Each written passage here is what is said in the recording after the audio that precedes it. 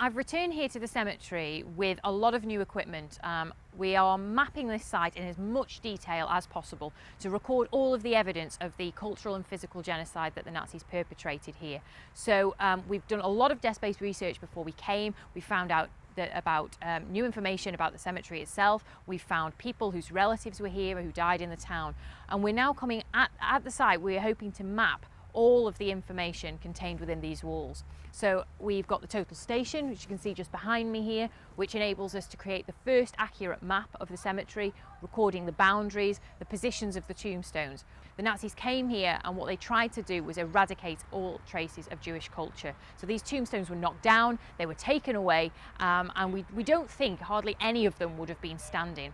But we're mapping their positions with the total station, we're recording the dates on them, we're logging that in a database that we've created, and we're trying to see just to what extent that desecration actually took place.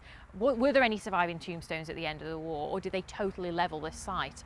And then moving on from that, we're recording the evidence of cultural genocide contained within these fragments. So we're using a laser scanner to create 3D scans of the tombstones and the fragments that we come across in the undergrowth. We are using 360-degree photography to do the same thing, and also to capture the general terrain of the cemetery, so we can do a full walkthrough of the site, so people who can't visit can actually see the cemetery as it exists today.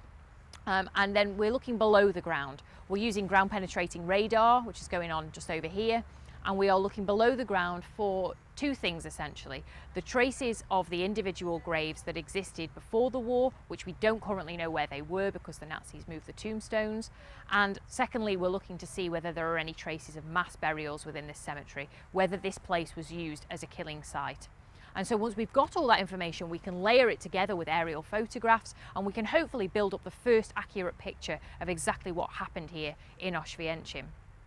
Even with all that technology though, a simple walkthrough of this place, whilst it initially appears ordered, can tell you that in fact this site was heavily destroyed. If we actually go over here, we can just take a look at some of these tombstones, and we can see here some of the evidence of damage. So this one has clearly been hit, it's clearly been broken. We can see around here some of these tombstones look quite small. You think, oh well, maybe that's a small tombstone. When you actually go in, you look closer, you realise that's actually just the top of the tombstone. The bottom has been broken clean away. Others show evidence of bullet marks, of other kinds of desecration, other kinds of vandalism. So even above ground here, we have evidence of what happened, and as we start to use all of these different techniques, we're going to get a much more detailed picture of what the purpose of the cemetery was after it was destroyed, and just the extent really to which the Nazis went to destroy Jewish life in Oświęcim. There are quite a number of substantial depressions in this area now that the vegetation has been cleared.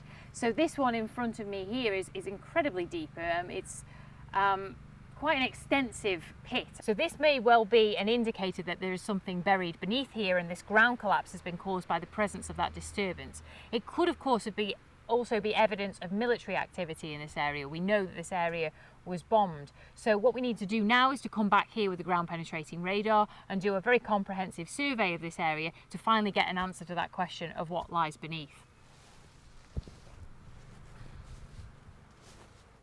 When we were here a few weeks ago, we came down into this bunker and we discovered that there were fragments down here which bore inscriptions and were evidently pieces of tombstone. So we've returned back to the bunker today to start to clear out all of the rubble, the debris, and all of the material down here to try and identify whether or not any further fragments exist. That is unbelievably heavy. Isn't it? We've just found this large block down here in the bunker. We turned it over. There were no inscriptions on any of the other sides, but then we noticed that there was Hebrew inscriptions on the base as it was facing down. However, very quickly we also realised that this Matsiva fragment demonstrates clear evidence of vandalism after the war. We have a pentagram here etched into the side of the tombstone where the inscription for the person to whom this belonged existed. This stone is so big that we actually can't lift it out of here easily. We're going to have to rig up a pulley system to get it up and out of the ramp of the bunker. It begs the question, how did this stone get down here in the first place, and why? This stone, when I turned it over, it's obvious that it is part of a tombstone and it shows clear evidence of vandalism.